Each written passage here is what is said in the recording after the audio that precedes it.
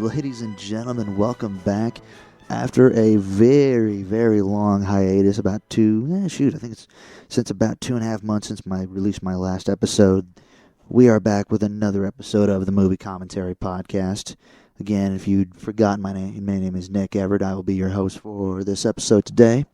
And again, we apologize for the long layoff. Again, I believe my last episode I released was, I think, on November 7th, and it is currently January 23rd that I'm recording this episode. So it's been about 2.5 months since I've recorded my last episode.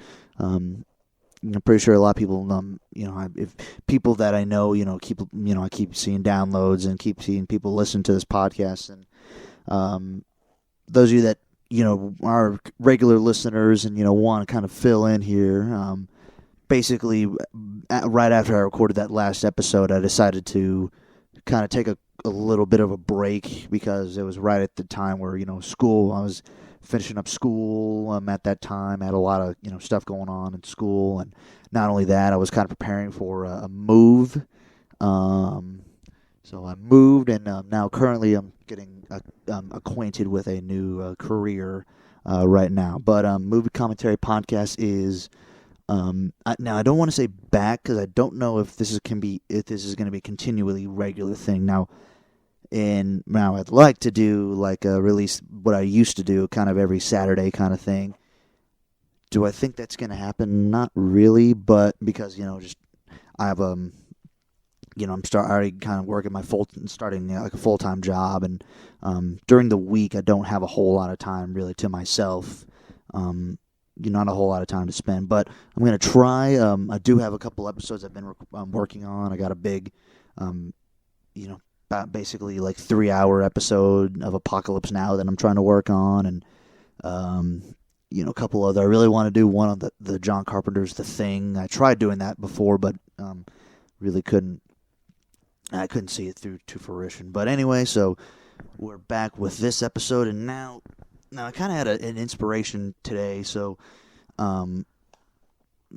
Disney Plus. So on Disney Plus, if you're subscribed to that, so yesterday, Disney Plus, they released 10 really short, kind of what they call popcorn-size Pixar short films, and basically these are short films that are of the various Pixar titles. There's one from Toy Story, The Incredibles, Coco.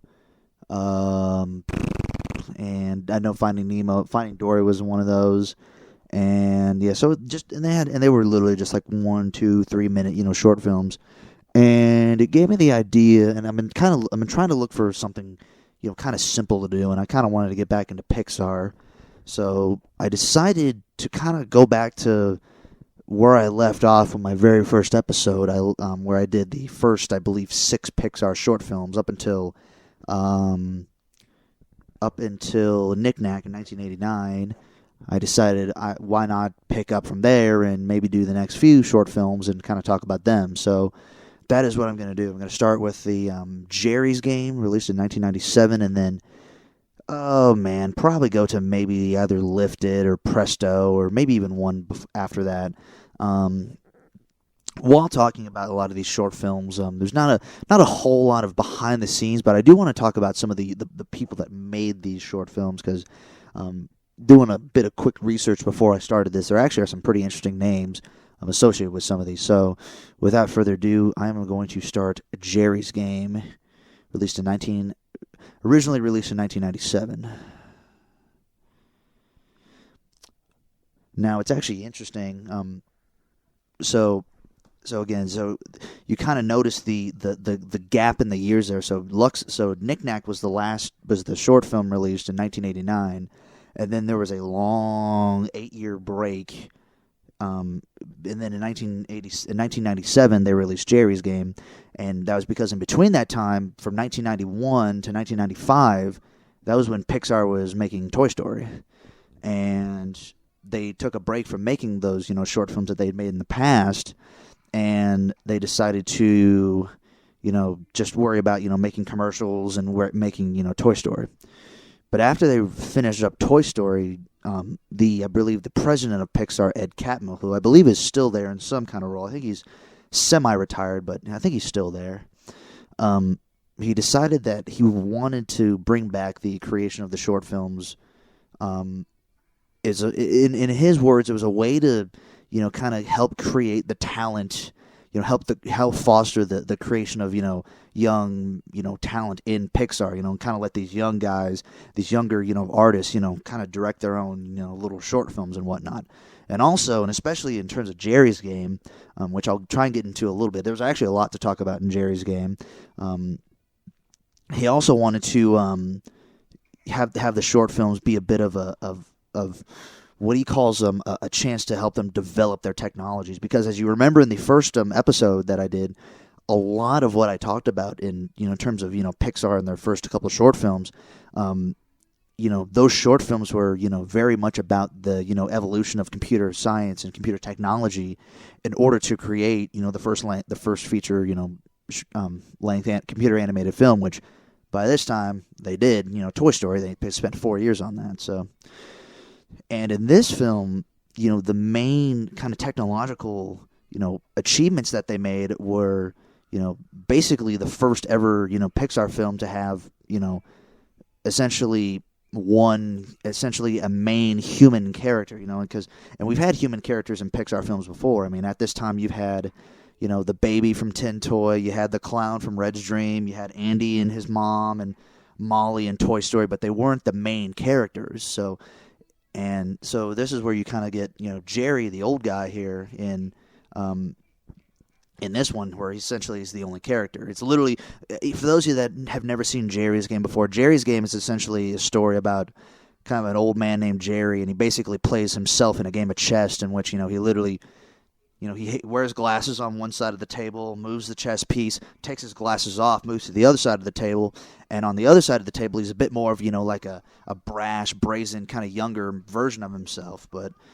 And now as we're seeing, he kind of fakes himself a heart attack, and then the brash Geri on the other side, the one without the glasses, he's like, oh my gosh, and he kind of realizes that he kind of got into a bit of a trance there. So the other technological advancement in Geri's Game was the cloth simulation used on Geri's suit, because Geri's wearing a suit basically while playing himself, and cloth textures in Pixar films had not been this good, as that Toy Story not as good, and then this one, you really get to see the true, it really looks like he's wearing clothes, it's not like some kind of thing pasted to his body. So those are kind of the two main kind of technological advances of Geri's Game. He basically a better way of computer animating a human, which this is light years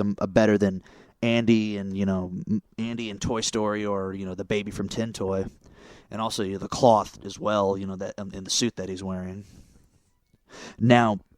And also Geri literally, and now you see Geri has just checkmated himself, and he's giving him as a bet he has won from himself a pair of dentures, so he's now smiling, and now that's the end of the short film, essentially. Again, a little nice little, just kind of cute little short film. Now, one of the interesting things, there's a whole nother interesting story with this short film, and it actually revolves the man that directed this short film and the man that created it, named Jan, I believe Pinkava, who is in his name, and the short film is now over, but I kind of want to tell, and I'm not going to try not to be too long with this story, but it's a really interesting story kind of in the history of Pixar, and even regards a film that was made 10 years after Geri's Game. So Jan Pinkava was an animator, I think story artist in Pixar, who started, I believe, in 93, 94, something like that. He started, when they were making Toy Story, and they were hiring a whole bunch of animators and all that kind of stuff. And he directed this short film, Geri's Game, and then after that, Jan had a story idea. He created a little story idea about a rat that could cook. And I'm pretty sure a lot of you know where this is going.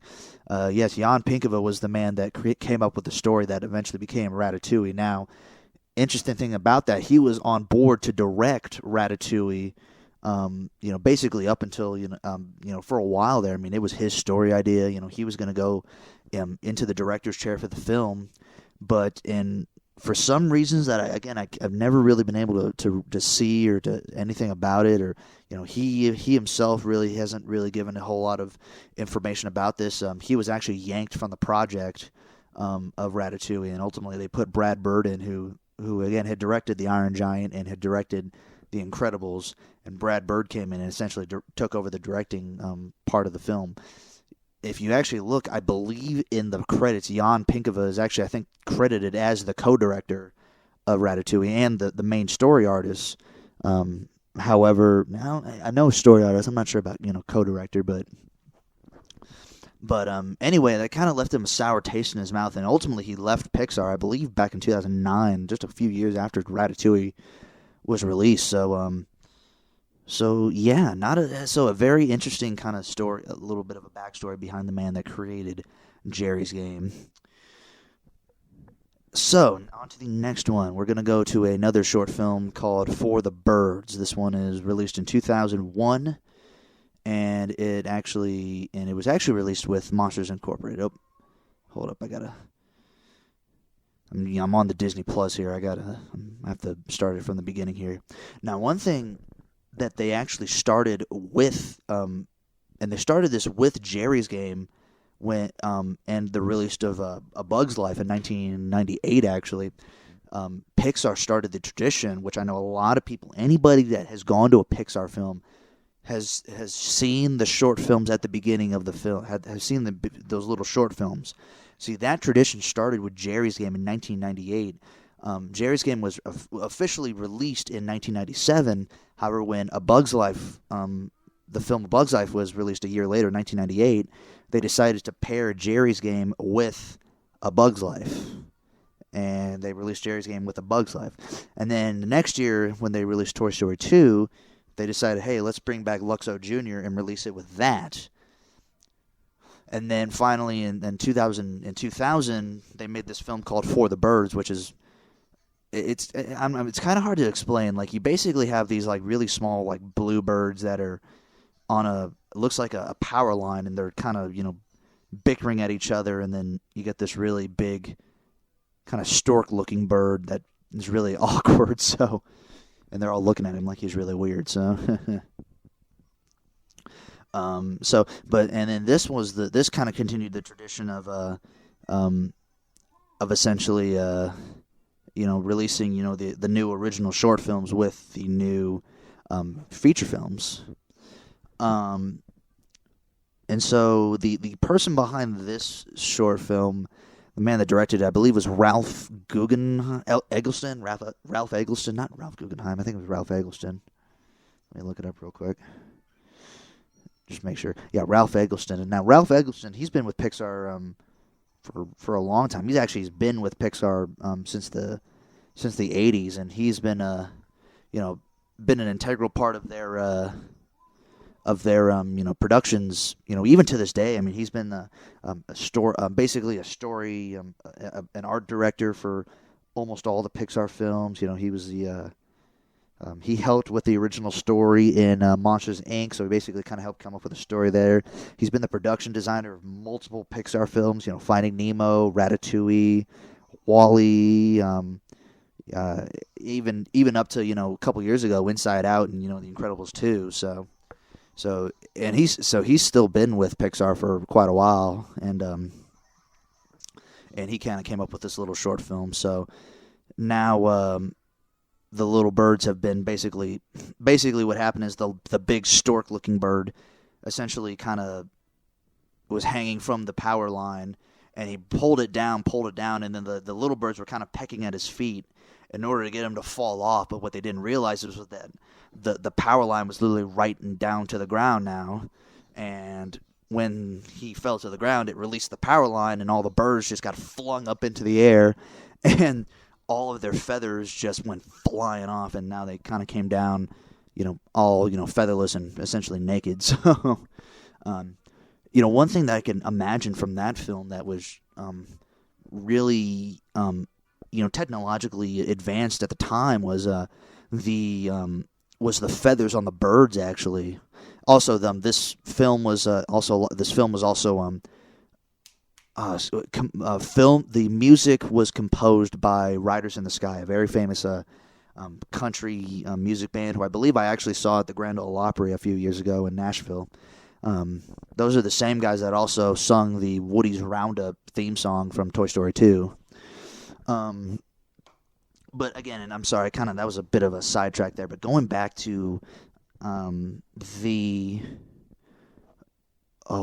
feathers on the birds. Now you got to remember at the time here, this was a time where, Pixar, they had done humans, they had been able to get humans a lot better, but things like, hair and like individual, like, feathery, like things that there are a lot of, like, on humans, we have millions and millions of follicles of hair, and on birds, I can imagine they have, thousands and thousands of, like, little feathers on their bodies and whatnot. And at the time this film was made, they were in the middle of production of Monsters Incorporated, which was when they created Monsters Incorporated was actually a very big technological advancement with the computer animation of hair, of fur, because everybody that watches Monsters Incorporated, you see Sully, he's full of fur. I can see a lot of similarities in that with these, with the feathers on the birds here, and especially that one scene in which literally the big kind of stork-looking bird essentially falls off and flings the power line up into the air. Like the birds get flung up into the air, but then their feathers get left behind, and like there are these individually like animated feather things, and I can imagine. You gotta remember, this is like 2000, these were, you can imagine the computing power at that time.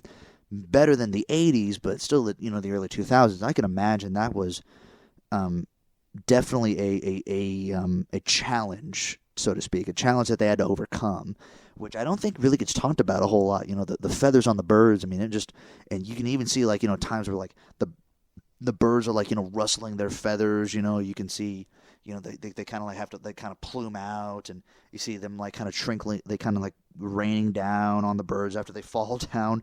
I mean, that looks to be, to me, very, and this is at least for me, kind of a bit of a math nerd. I look at those things, man, that's really awesome. Like the way that they're able to computer animate that stuff. So, and for those of you interested in, kind of Pixar Easter eggs, if you look closely in, I believe, the original Cars film in 2006 and then Inside Out, there are scenes in which, they kind of show like power lines kind of, going, going against a blue sky. And like in Cars, it's actually when Lightning and Mac are on their way out to California to run the race, and there's a scene in which, you get power lines, and you can actually, if you look closely, you can actually see, blue birds on a power line, on those power lines, and that's essentially what they're referencing is the For the Birds short film. So, and also in Inside Out when they are on their way to San Francisco at the beginning of the film.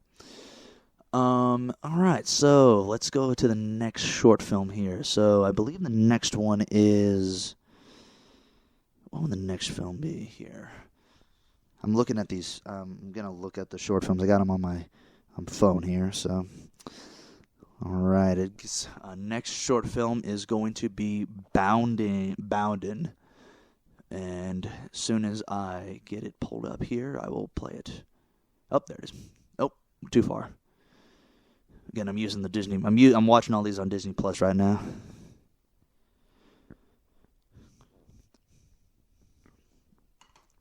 Now, Boundin', from what I read, is essentially the passion project, the love project of Pixar story animator,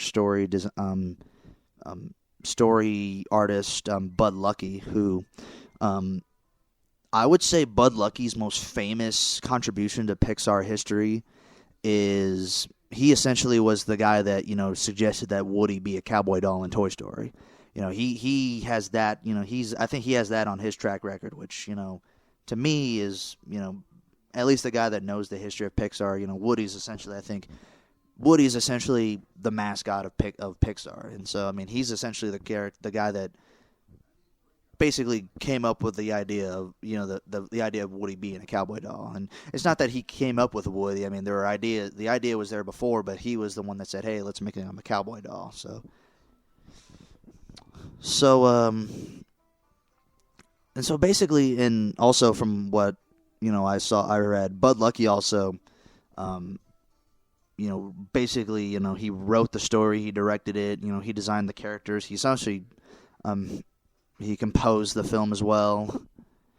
And essentially what it's about is you got this sheep kind of in the middle of the desert, and he's kind of basically kind of having a kind of happy-go-lucky, carefree life. He's kind of doing a little dancing. You got all these different animals, like you got like these like kind of ground moles like coming out of their holes, kind of dancing and all that kind of stuff, and a rattlesnake kind of making a little with a noise and like little like song with his rattle. And then all of a sudden the sheep who has like a nice thumb, he has a nice like kind of that sheep fur. He's like really proud of his sheep fur, and it looks really nice on him. And all of a sudden you get these people that come in, grab him, literally shave all of his fur off, and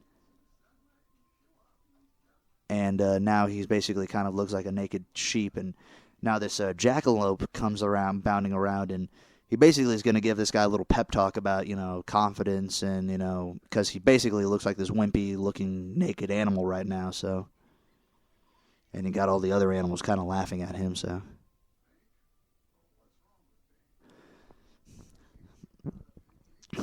Not only that, Bud Luckey also, he voices the jack-o'-lantern, not the jack-o'-lantern, that's Halloween. He voices the jackalope, the whatever this animal is, and then the sheep, and basically this is literally all of his stuff in this film. So, and I believe this is also the first. I think I read an interesting fact. This is actually the first Pixar film where you actually see a character starting to sing in the film. Now, one of the funny things about Pixar history is that they were very adamant about not creating musical films. They were not, when they were making Toy Story, they were not one to do musicals and all that kind of stuff. And this is the first Pixar film where you basically have a character singing in the show here. So and it sees the little sheep kind of bounding around his little home, and he grows his fur back. So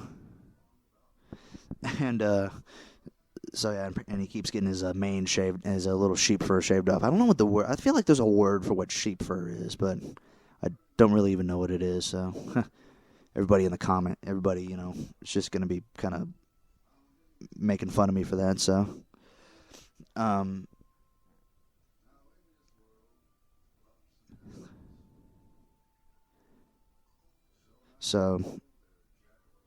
the jackalope, yeah. So, and again, Bud Luckey, he's another thing that you might know Bud Luckey is from is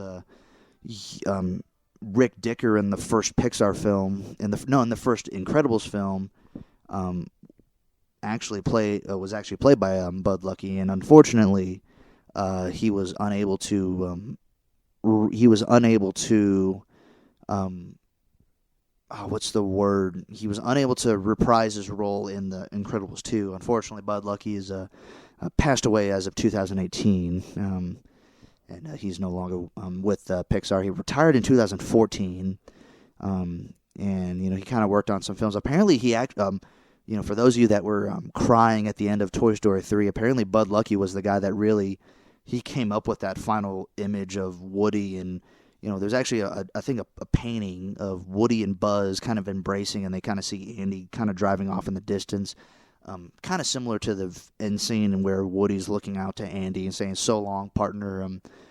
according to the behind the scenes that I know, Bud Lucky was the guy that kind of designed that final shot of Andy going away and Woody kind of looking on to him. So,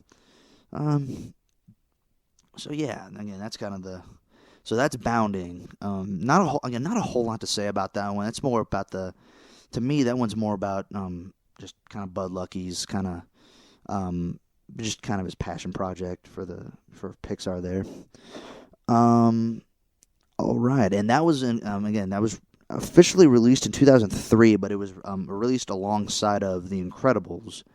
Again, following along with the tradition of releasing their short films with their animated their feature films.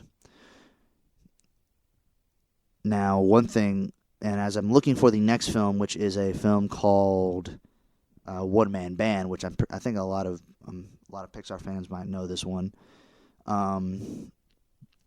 Where is it? So you may have noticed that, hey, you had a film released for Monsters, Inc., and a short film released for The Incredibles, but there's a film in between those two that was released chronologically called a little film called Finding Nemo. Now, people's like, well, what was the short film for Finding Nemo? That was one where they actually reused another kind of classic short film. With Finding Nemo, they actually released Knick Knack with it, which I believe I should have mentioned this in the first short films kind of I should have really done it in that one, but yeah, Knick Knack was released with Finding Nemo, and they actually had a little title card at the beginning of it.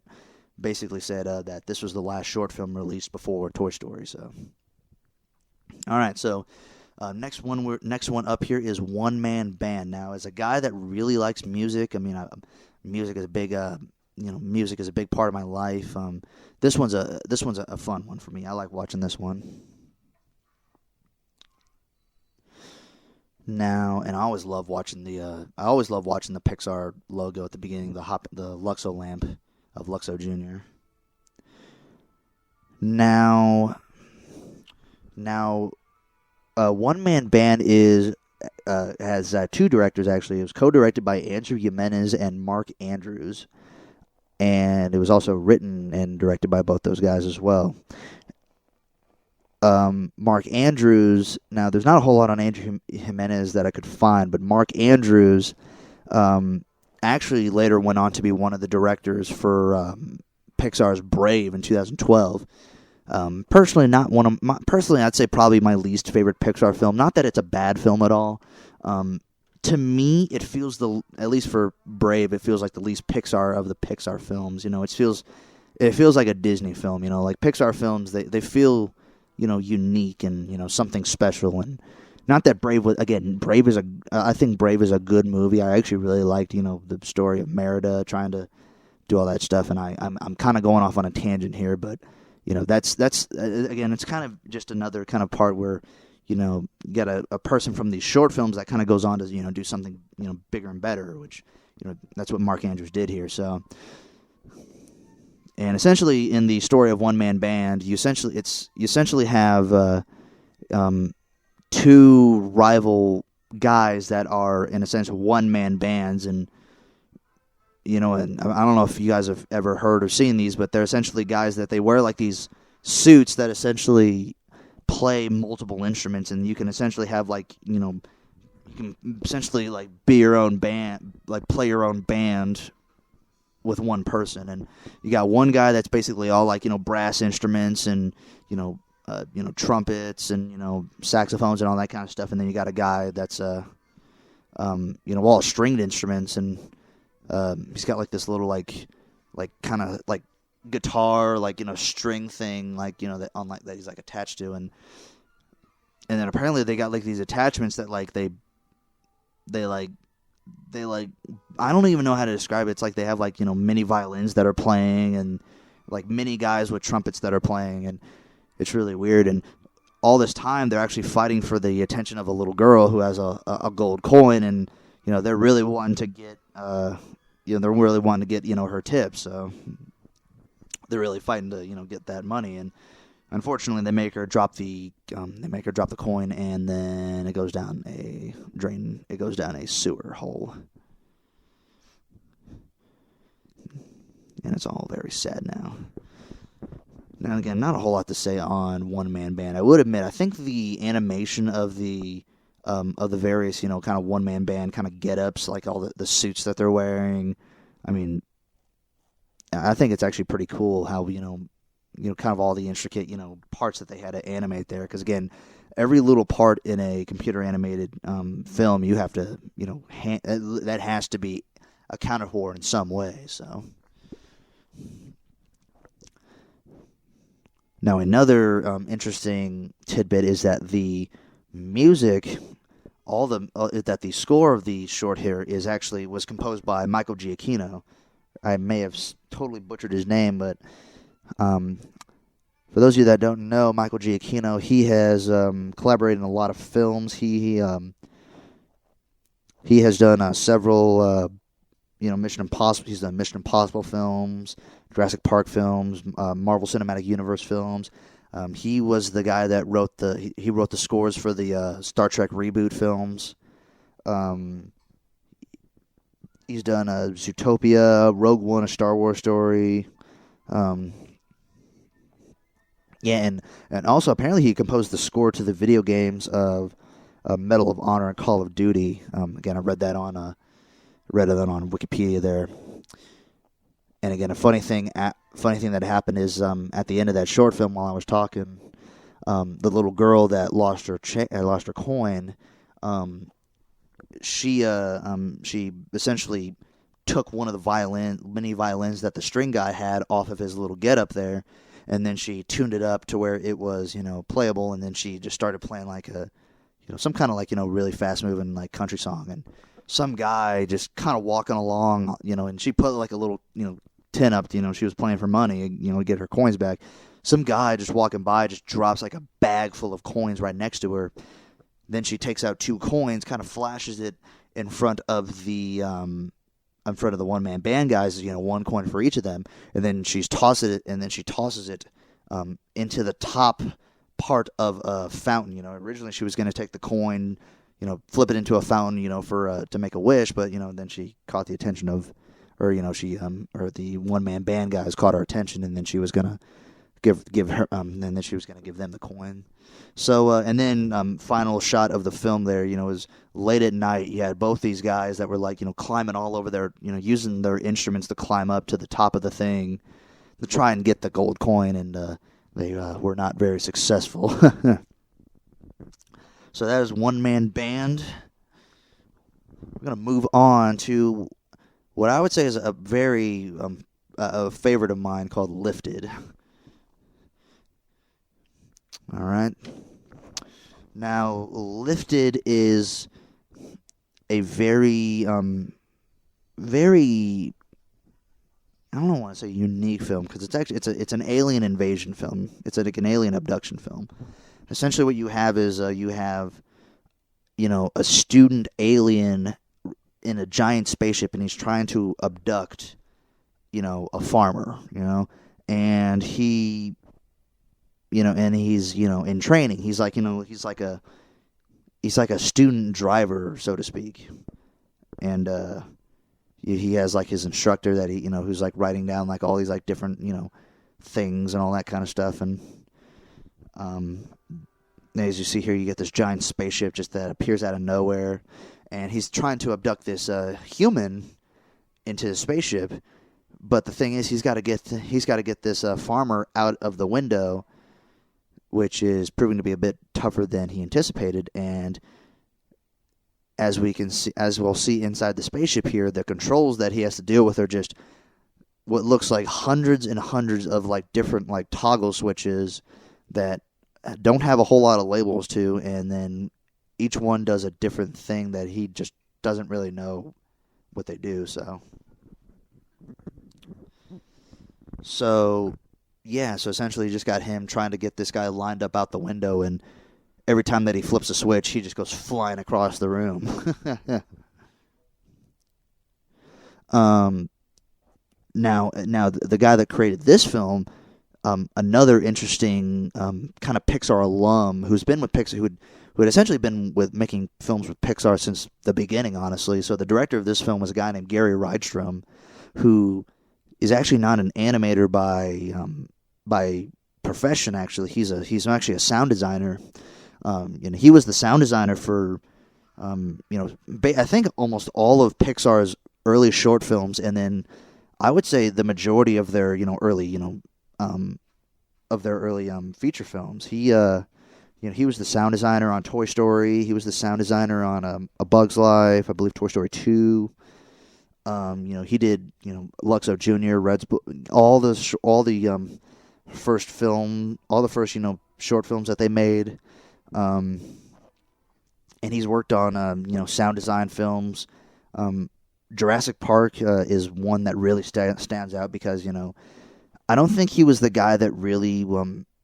I think it was Ben Burt that really was the key to the sound design in Jurassic Park. But having a guy that help him out with that, I think in the sound design world, especially for the film like Jurassic Park, for a guy that has to create all the different roars of the dinosaurs, I think that's pretty cool, at least for me. So, and then he was the sound designer for Toy Story, Mission Impossible. He did A Bug's Life. He did Saving Private Ryan, Toy Story 2, Monsters Incorporated. Basically, I'd say almost all of the, a lot of the early Pixar short films. And he he hasn't really worked with Pixar in a while now. He's done a couple films with Steven Spielberg. He did a War Horse, and he's working on West Side Story, a 2021 film coming out now. And he also directed another film, Gary Rydstrom.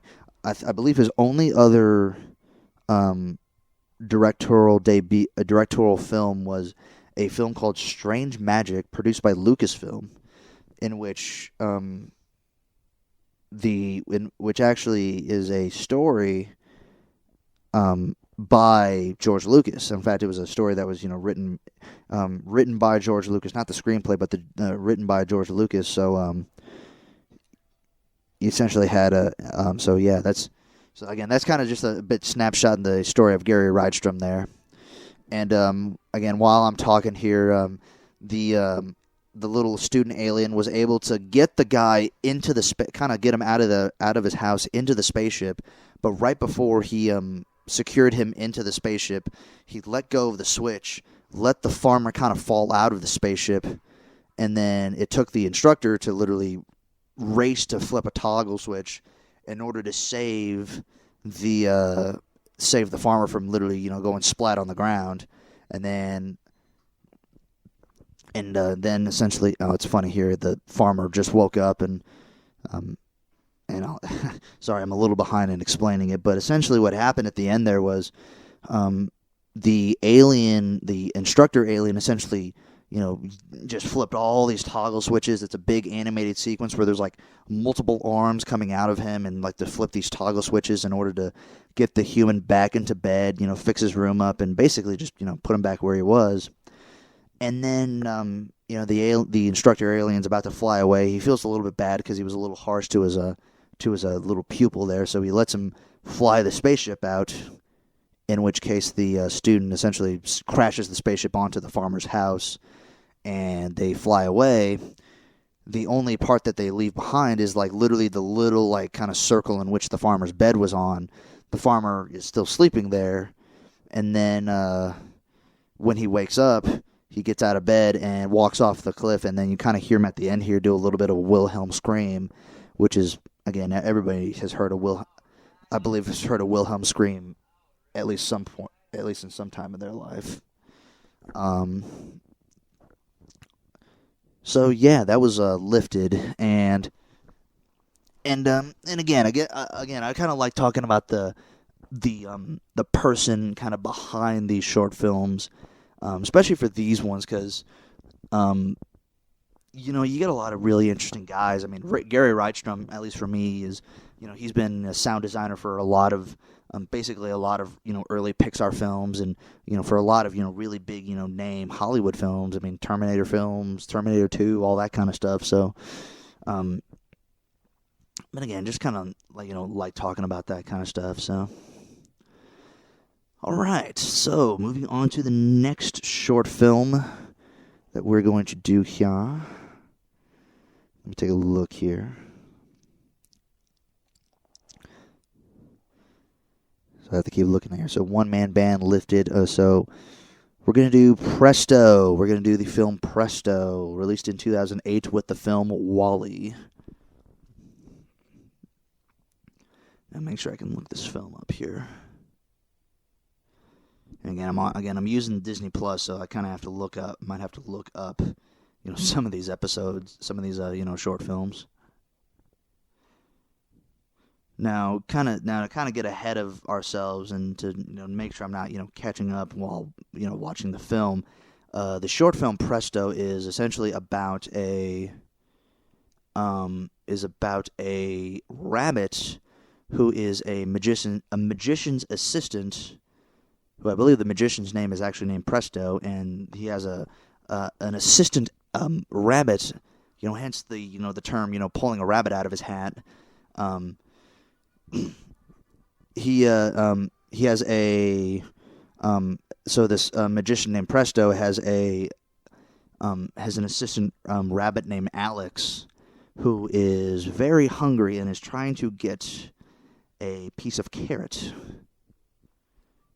Actually, no, it's Alec, not Alex. I missed one word there.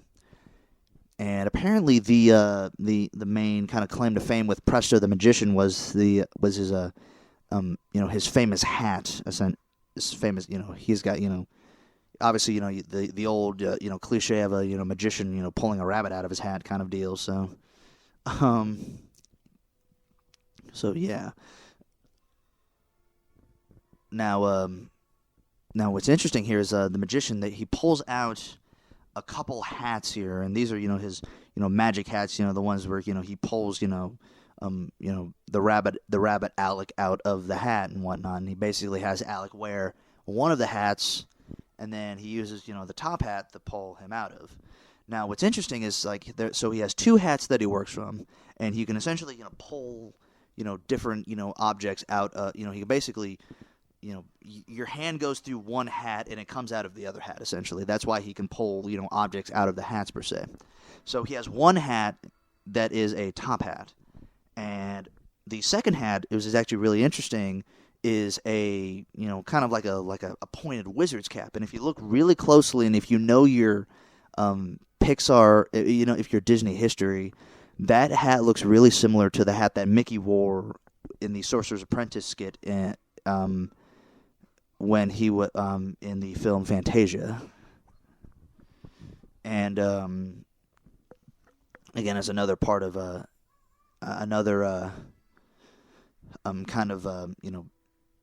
of Pixar, doing Easter eggs and all that kind of stuff. So now the magician Presto is trying to pull Alec the rabbit out of his hat, and Alec is still kind of upset with the magician Presto because he won't give him the carrot, and he's basically saying, "Hey, give me a carrot, and I will get pulled out of your hat," essentially. So, and now all this hilarity ensues in which he essentially rips essentially his pants off, and because he reaches through the hat and he pulls his pants off, and then he's trying, and then he's got this ladder coming out and all that kind of stuff, and obviously it's not going according to plan, obviously. So and now he is about to destroy the carrot. So now I need to look up the director for this one, because I believe the director. Yeah, hold on, let me go back here.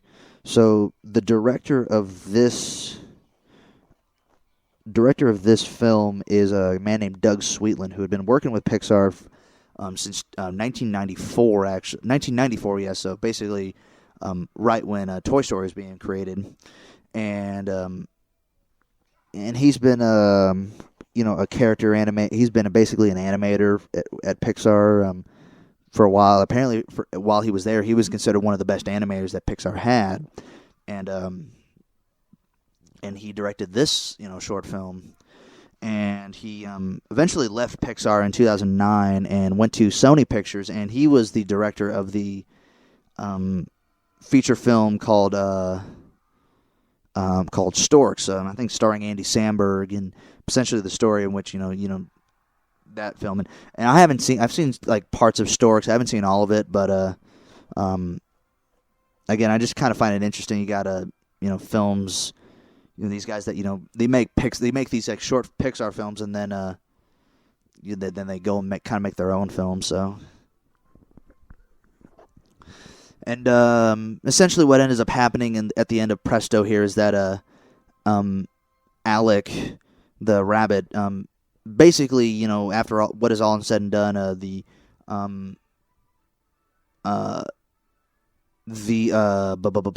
magician Presto essentially, somehow using all the hats and all the magic and whatnot, he essentially gets caught by his foot on a rope, kind of hanging way up in the rafters, up in the stage and whatnot. And Alec kind of sees this as, yay, I'm free, I can go do my own thing now. And right at the end there, the rope goes free, and the magician Presto is kind of falling down, and he's about to get crushed by all these like really heavy like stage objects. And then Alec, finally kind of grows a bit of a heart, and he essentially repositions the hat in order to send Presto through and kind of save him at the last second there. And then at the final moment in which Presto gives him the long coveted carrot. So yeah, that was Presto, and yeah, and that was I like Presto a lot. That was one of my that's a favorite of mine. I like that a lot. So, all right, what do I have next here? What do I have next? Let me do. You know what? I think I have two more that I want to talk over. I'm going to do two more short films. I'm going to do Partly Cloudy, and I'm going to do Partly Cloudy, and then after that one, I'm going to do Day and Night. And these are two good short films that I like. So let's do Partly Cloudy. And essentially, Partly Cloudy essentially takes the idea of the stork delivering babies, and essentially it kind of puts that idea that the storks kind of report to a certain cloud in the sky that creates either a baby or some type of animal baby, some kind of animal baby, not just human babies, but they're showing like dog puppies and kittens getting delivered, and then they go back to basically these different cloud beings in the sky that create these different babies, and they go and these storks deliver them, and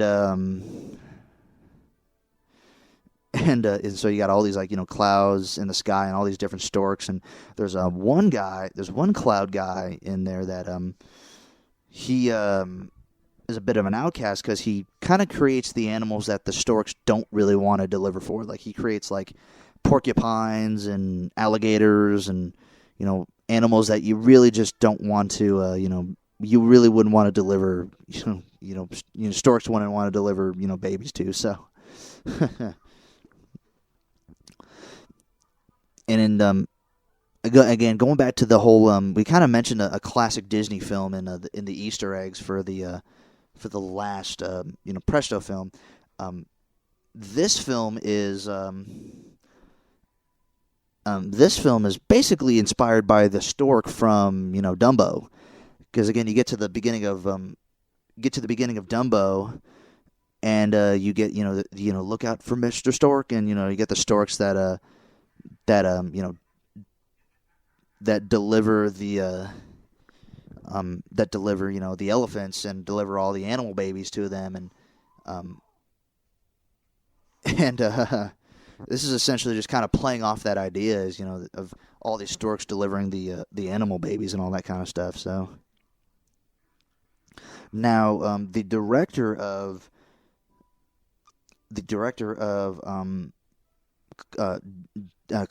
Partly Cloudy is manned by Peter Son, who's a Korean American animator. He's been working at Pixar. Still works at Pixar nowadays today, but he's been working at Pixar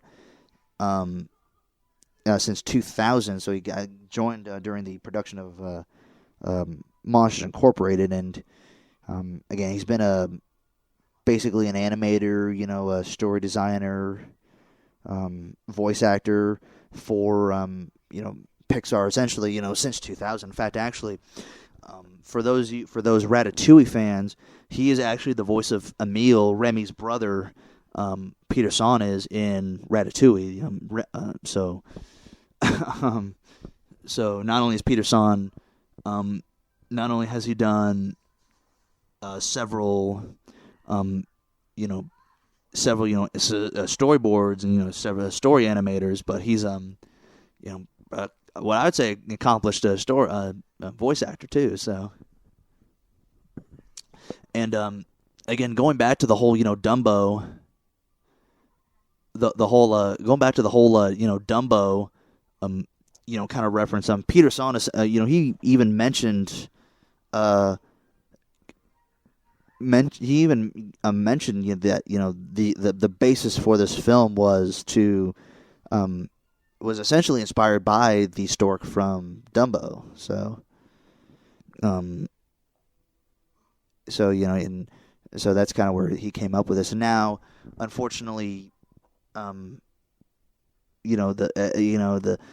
stork that's been delivering for this kind of guy that's been creating all these kind of bad and kind of all these rough kind of, so to speak, animals like porcupines, rams, and sharks and all that kind of stuff. The stork is getting a little, he's like, he kind of gets help from another cloud, and the original cloud, the cloud guy, they don't give his name, honestly. He's kind of, and he's obviously very sad, and he starts to cry, and that kind of manifests in him, rain and all that kind of stuff. But no, what he basically is the stork. Just wanted to go to another guy to just get protective equipment. He got a football helmet and a football and shoulder pads. So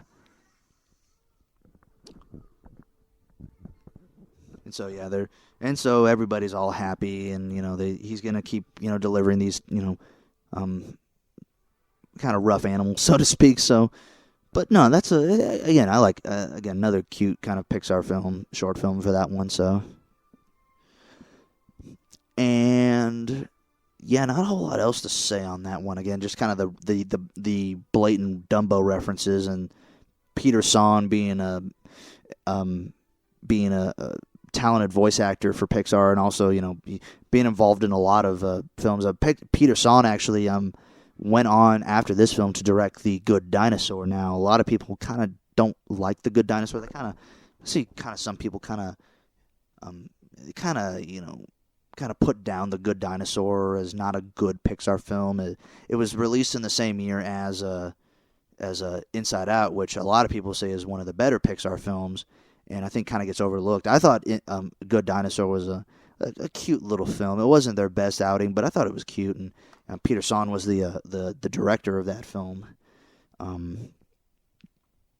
although without its controversies. So, but again, I won't get too much into that. I kind of want to stay on course here. So we'll get to our last short film, titled Day and Night. Now, this one is, I would say, a very interesting, not only for its animation style, but also I think a good message that it sends. And I think I also find it very fitting that we end on this one. So, again, I'll just go ahead and play in Day and Night. And this one was released during, this one was released before Toy Story 3. So, Day and Night is a bit of a hybrid, actually. The interesting animation style. You start off with this three-dimensional computer-animated, farm-looking farmscape, and then you cut out to that. There's like this, and I can't even describe him. It's just like this guy, not a whole lot of features. He doesn't have any, and he's essentially animated in like a 2D style, and essentially like he the embodiment of what is called day, and essentially like all the like natural going ons in the world, basically kind of help shape his life. He's like, going to the bathroom like while with a river fall or all of that kind of stuff. The falls, I can't even say it, but again, it's kind of hard to explain. But it's a big mix of three-dimensional computer animation and then 2D animation, because these guys, they're two kind of humanoid looking characters that as they step, they kind of illuminate a portion of the world, and their bodies themselves are kind of two-dimensional, but the land that's kind of inside of their bodies is three-dimensional. And again, to me, it's a bit of a great kind of a great idea, putting three-dimensional inside of kind of 2D looking animation, so to speak. And so now you have basically two characters. You got one guy that is essentially the embodiment of the daytime, when it's light outside. And then you got another guy that's the embodiment of when it is nighttime, because he's essentially illuminating when it is dark outside.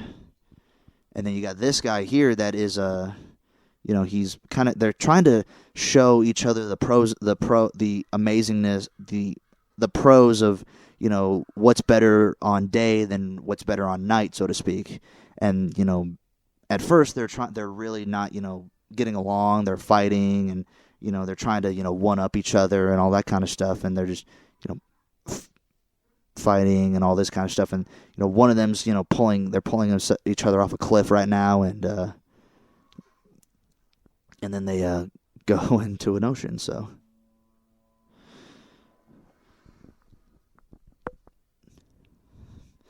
But now the nighttime guy, he's looking at the daytime guy, and he sees that there's and of course obviously anime character. He sees that there's a kind of cute looking girl kind of on a beach, and he when the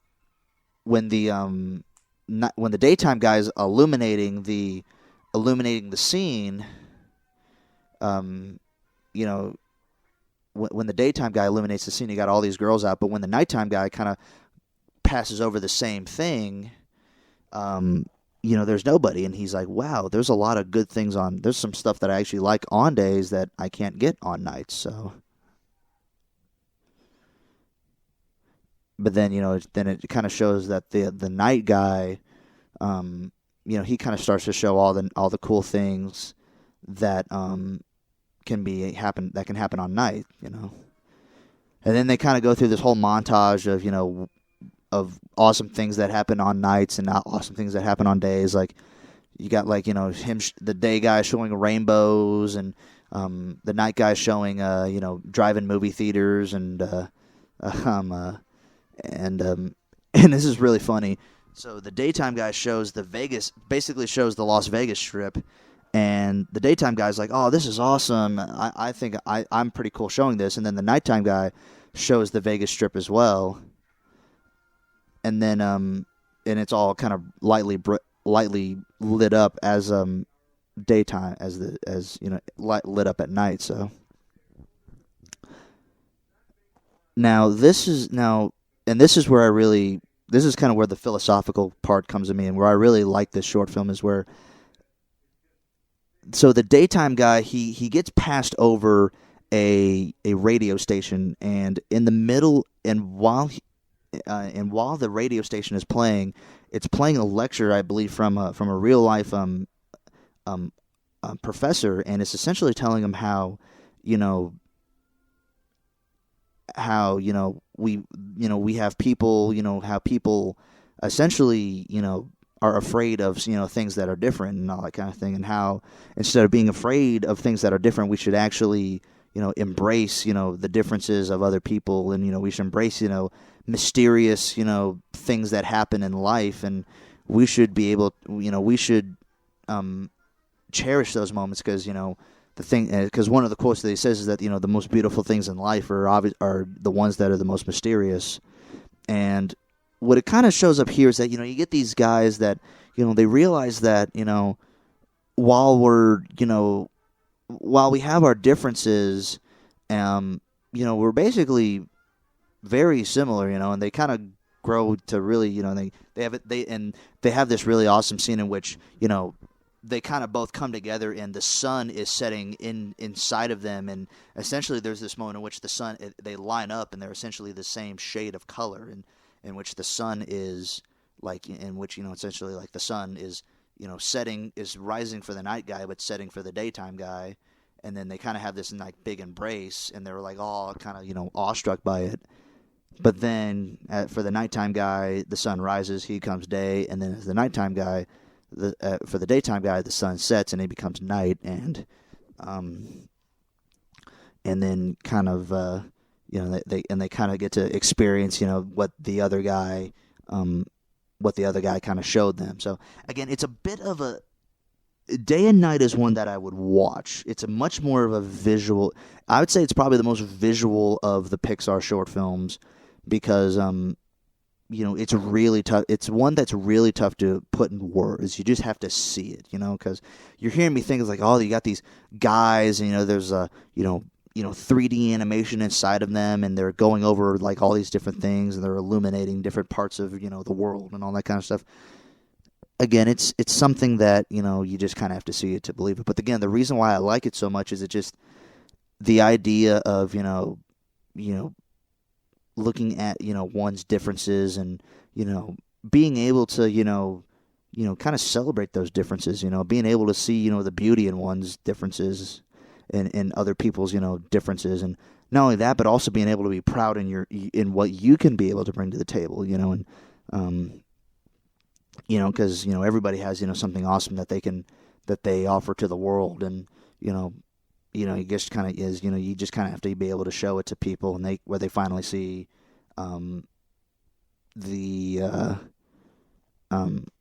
where they can kind of see the beauty of what you bring to the world, and so to speak. Again, I usually maybe not try to get too philosophical, but that's something that I really like from this short film, is kind of seeing the beauty and the differences of others, and